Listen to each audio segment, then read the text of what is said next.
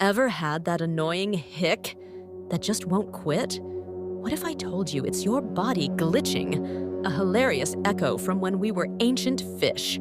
A hiccup starts when your diaphragm, the muscle crucial for breathing, suddenly spasms.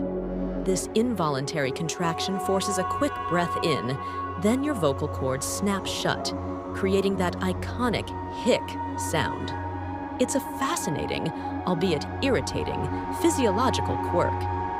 Scientists believe hiccups are a leftover reflex from our ancient ancestors, creatures that used both gills and lungs to breathe.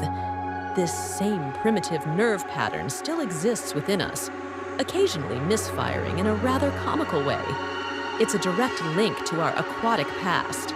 So, every time you hiccup, you're not just annoyed, you're activating a 370 million-year-old breathing system.